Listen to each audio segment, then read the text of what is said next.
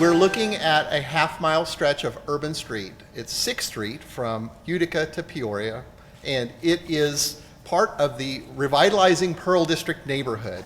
14 years ago, the city of Tulsa started working with the Pearl District Association on a big vision. We started writing a plan, and in that plan, we keyed in on two main ideas. Something Tulsa's really good at, which is flood control, and something at the time we weren't that great at, which is urban revitalization. 14 years later, Tulsa's getting pretty good at urban revitalization too. So places like downtown, the Pearl District is doing just fine. Brookside, Brady, they're all doing very well. And what do we get very good at now? And I think tonight, we see some ideas on what to get good at next. Your judges for this one include Susan Perea, is that correct? She's our Green Infrastructure Coordinator with the US EPA Region 6. Dawn Warwick, she is the Director of Planning and Economic Development for the City of Tulsa. Mickey Dolan, Stormwater Coordinator, Oklahoma Department of Transportation. Doug Duke, Senior Engineer with the City of Tulsa Infrastructure Development Department. And Blake, no. I don't think Blake's here. Blake, okay. And Councilor Blake Ewing. So thank you very much. Yeah, I'll take over now. You got it? Okay. Yeah, Great. unless you wanted to say anything else. No. All right. Good job.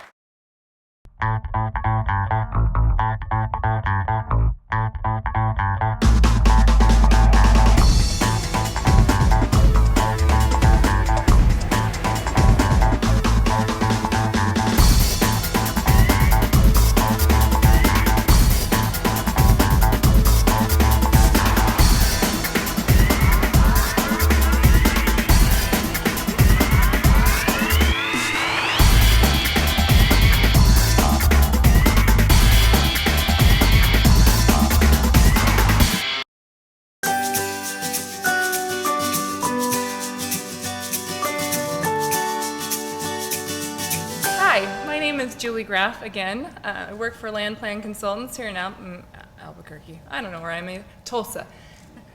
And I'm Brandon Claiborne. I'm an engineer with Mishak and Associates here in Tulsa.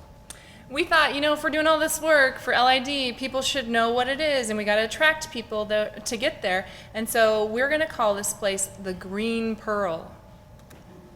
If you don't know where it is, you can see up there downtown Tulsa just to the west, and you can also see the Elm Creek drainage basin. And then our site is kind of right in the middle. Some important things, there was a 6th Street infill plan that was adopted in 2006. The things that were really important that we thought were that it wanted to revitalize the neighborhood, and also they've experienced severe flooding.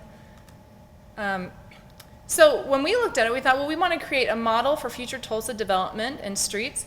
We want it to be a place for people and to not emphasize cars. It's got to cost less, it's got to reduce stormwater, improve water quality, and eliminate traditional drainage infrastructure if possible, which helps with cost, and minimize potable water use. And it's got to be a destination. People have to say, hey, let's go meet at the Green Pearl. So here is the Pearl District boundary. It's got a lot of cool brick buildings. There are already some great developments happening there. And so we looked at the current plan, which is the 2006 plan, and we said, okay, they want people and not as much vehicular traffic. They like the mixed-use idea, and they have this urban water feature. So on the left side is a section of the 2006 plan. On the right is our LID design. When we looked at their design, we said, okay, they've got these big box structures to convey the water. We're going to just keep that because that's necessary. But what we're going to do is we looked at it and I said, well, we got this canal, which looks like Venice to me, and it's beautiful, but it's hard to get there because you got to walk across lanes of traffic to get there. There's not enough room for the trees to grow. There's only about 4 feet for the trees to grow. And they don't do anything about water quality. Okay, so we looked at it and we said, what if our streets were winding, which slows traffic? It creates bigger green spaces. We looked at Centennial Park right next door, and they've got these sandstone outcroppings and little creeks. And so we thought maybe it's more like a creek.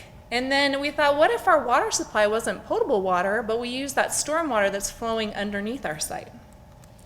So simple changes, but big difference. So this is our site in plan view looking down. Over on The left is Centennial Park. We are a neighborhood gateway, so that's very critical. Winding streets to slow the traffic. Our water feature, just like the other water feature, but with a different twist. And parking lots, we push to the back of the buildings, and they have great alley access, which makes that convenient. We also thought, okay, for the model streets, 6th Street is not the model street for typical Tulsa streets, but all those side streets, Quaker and Quincy, those are the model streets. And then we looked at signage and destination stuff. How do you brand this thing? So you can see in the bottom corner, that's our sign, and it takes the water from a downspout and then it trickles down, so it's this disconnected downspout, but you're educating and you're creating a brand. We only used 4 LID techniques: flow-through planters, an infiltration trench, bioretention medians, and the canal itself. First, the water goes through a flow-through planter. It's used by the plants. Any excess then trickles out. And then it might hit this infiltration trench, which is kind of like a holding place. The water can perk through it. If it fills up, then it continues on. These are the bioretention medians. Water flows in, is used by the plants, then it can flow back out. And then the canal. The canal was actually designed to detain water in a large storm event. It also filters whatever water passes those infiltration trenches and ends up in the canal. And we use stormwater from below, like I said, to help supply the water that's in the canal. So this is a picture of how we're going to get that water. These are the 2 big boxes underneath. And then we capture some of that water, and then we pump it up, and it only requires a small pump. It supplies enough water for that little canal water feature. We looked at the landscape for each aspect, for each LID technique. Flow-through planters, it's got to be low enough to not impede the site triangle. It's got to be able to be inundated with water. The plant material in the planter, it's got a limited amount of space, so no invasive roots. You also have to look at north side versus south side of a building, but the planters provide seating, which is really nice. The canals, you got plant species that maybe would grow along a creek, maybe some mass plantings of ornamental grasses. But Julie, those things are really nice, and I'm sure they're lovely, but I know there's some engineers in the room that want to know how we analyze this to make sure it's all going to work. So the stated goals that we had as part of the competition were to increase infiltration by reducing impervious surfaces. If we do that, we can start to mimic the natural hydrologic function of the area, or the way things worked before the development came, and we really need to disconnect our impervious areas to capture that first flush and help with water quality. A lot of people analyze low impact development using a curve number approach just by simply saying we get a net curve number reduction and to help us reduce runoff. Right away we found some problems with that, in that if you assume very high infiltration rates into your bioswales, etc., the infiltration trenches, if you don't account for how much volume they can hold, they may fill up before the peak storm ever gets there. So we took those types of things into account, and we were able to put enough low impact development techniques in to show that we could reduce the proposed runoff to less than what the natural condition was, not just the existing condition that's out there today. We took the quantities for the existing plan that was out there. We took the quantities for our proposed plan. We used recent bid tabulations to come up with the cost estimates, and based on our analysis, we show over a $500,000 savings with this green infrastructure plan. And that's $500,000, even though we added an architectural and a cost there that was over and above just for things like our signage and our branding features. We also recommend that when you go forward in the future that you have design guidelines or a design book that helps further development and keep it along the same sustainable lines, maybe the same building materials, so that it all is cohesive and works together. These are some examples of the cool things that you might get there. And if you can't get people there, then what's the point? So we suggest you get people there through all these methods: farmers markets, art exhibits, really make it a happening place. And so we'd like to welcome you to the Green Pearl, Tulsa's coolest place to live, grow, and learn.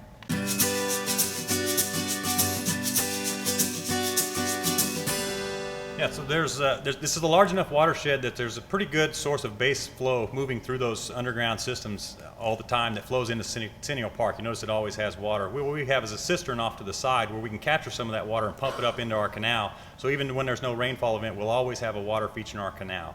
Also, that canal was sized with a parabolic shape so that just the area that flows into it, it would actually carry up to a 100-year storm through that area. We didn't want to just automatically dump all the stormwater down into the canal. We wanted to disconnect the stuff for the impervious areas along the road, to let it either flow through the grass area, let it flow through our infiltration trenches before it had a chance to get into the storm sewer system, so we could help out achieving that capturing the first flush and helping to reduce or improve water quality.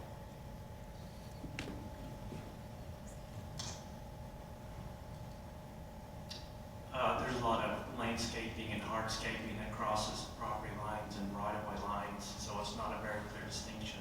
So what is the thought as far as maintenance responsibilities and what would be the complications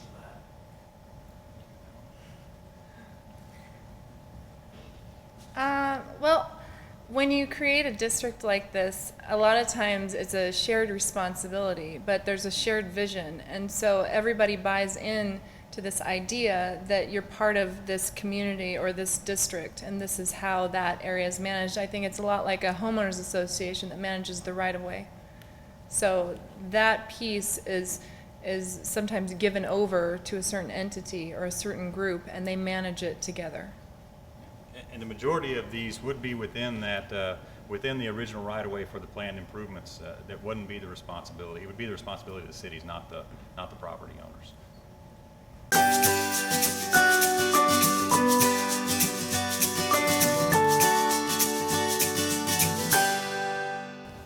I'm Adele York. I'm a project designer at One Architecture. I'm Shelby Navarro, the CEO of One Architecture, here in Tulsa, Oklahoma. Sorry. And I'm Dave Sanders with Sanders Engineering. We also worked with DRM Design Group, Derek McCall, on our proposal for the Pearl District from gray to green.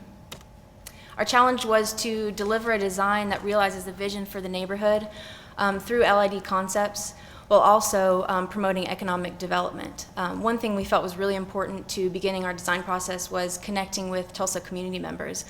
So that's something you'll see throughout our presentation as well as on our boards, as testimonials from people in the Pearl District, business owners, and also people outside that would enjoy hearing and learning about low-impact design.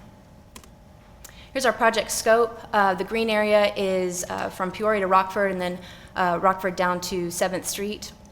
The blue bubbles show either existing or planned detention areas, and that's a conventional way of approaching stormwater management. So in a few slides, we'll talk about some of the cons of that method. So from gray to green, I think this idea translates not only from gray stormwater to a more green infrastructure, but also green in stimulating new development and more tax dollars for the area. We defined our solution through 5 key ideas. The first is education. We already started this process by talking to Tulsa community members. Environment, using more sustainable techniques. Community and arts, that we think that our architectural design promotes spaces where people can connect and where the arts can be promoted. And economy, showing that low-impact design can be economical and stimulate new growth. My turn. The guy with the green tie will get up here. We kind of looked at the overall strip there. You can see we have 3 distinct areas there that we've kind of, we're calling it gray to green, but it's really green to gray to green. Before, there was a prairie there was an open area. Everything was pervious. And we're trying to get back to that by mixing that back in, but we're urban now, so we gotta slam the 2 together. So we kind of paid homage to where we were with some of the naming of the different areas. You see 3 different areas on here that go from Peoria on the left to the west and over to Rockford on the right. It's kind of broken into those 3 areas because talking to the neighborhood, talking to the community, and then looking at the community and saying, well, what do you guys want to be? What are these buildings telling us? So we've got 3 distinct styles of the way that we've incorporated low-impact development, our streetscaping, our urban parks, things like that. And actually from the right side, you can see the raindrop gets a little bit smaller as it goes toward the west. We have more infiltrative measures that are able to flow into the next level of infiltration and then into the main conveyance, which we too kept a portion of the canal as well. We think that's a good idea. It's a great thing for an urban space, but there are a lot of reasons why we gave a different style to each one of these areas, which actually culminate in 3 different case studies that we can look at when we're done and see which one works the best and develop that and apply it across the area. And area 1. So the first area is the prairie. This is the most urban street section. We have maintained the canal idea, but rather than simply a water feature, we're taking the water and recirculating it, and then a large storm event, there's a valve that kicks through and it can go to the main conveyance, so there's no flooding. And this is what that could look like. You can see it's a great vista to downtown. You've got pervious paving and the canal feature in the street. The second is the open range. This could be really the heart of the Pearl District with an urban park, spaces for food trucks. The sidewalks become a lot more pedestrian, they're a lot wider. And this also, in a way, it forces the street to undulate, which also slows traffic as well. So you can see on the right side, there's food trucks adjacent to the park and wider streets. The last section is the grasslands, and this goes from Quincy to Rockford and then Rockford down to 7th Street. And this is our most natural street section. In the center, there's a bioswale that is the most infiltrative method. So our idea is as the water moves over the site from the east to the west, our first line of defense is the most infiltrative method. So there's less entering the main conveyance. And this is what that could look like as well.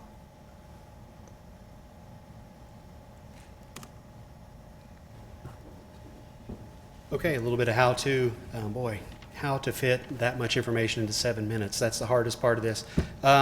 We looked at how are we going to do this? What's the public investment side? What's the private investment side? How can we start that out? How can we end that up? So in the beginning, we've got those main infrastructural, those right-of-way pieces that are raised intersections to slow traffic down, the conveyances, the infiltration methods, the tree grates, those things that are along the street, which would be the first public investment. I know that's been looked at, studied, and thought about for a long time. That also sends a message when that gets in place, like our park does down there with our fantastic lake that says, we're going to invest in this area so you can feel comfortable investing in this area too. So it acts as a catalyst with the public investment to bring other people in and know that there's an investment in this area, which has already been begun.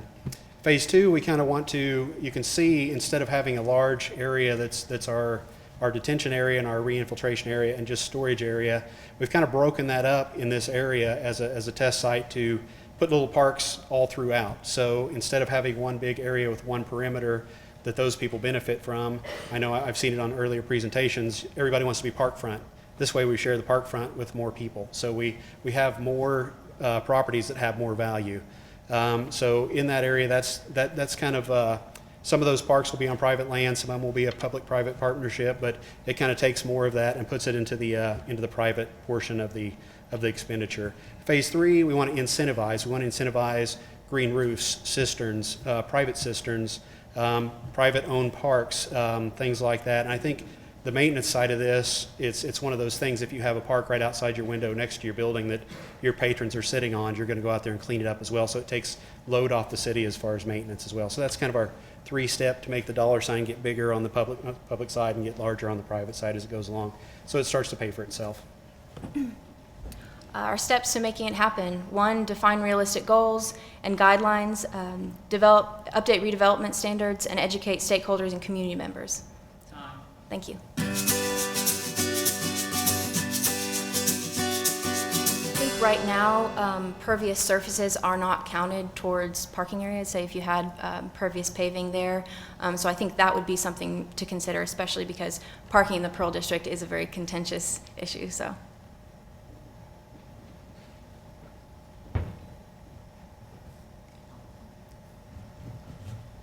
some of them were small, and I'm kind of blocked. My vision's a bit blocked, unfortunately, so I couldn't see a good idea of the types of LID practices that you had in all of them. I know there were different types. Mm-hmm. And the last one, phase 3, appeared to have a lot more of them. What were the LID practices in the first 2 phases, first 2 sections? in the first 2, let's go back to it. Is this what you're talking about? The first phase would be more of the public dollars, so it would be a main conveyance, hopefully sized smaller because we're taking a lot of the stress off the system. So everything in the public right-of-way. The second would be some public-private green spaces, maybe adjacent to or on the side of your lot, that they have a partnership with.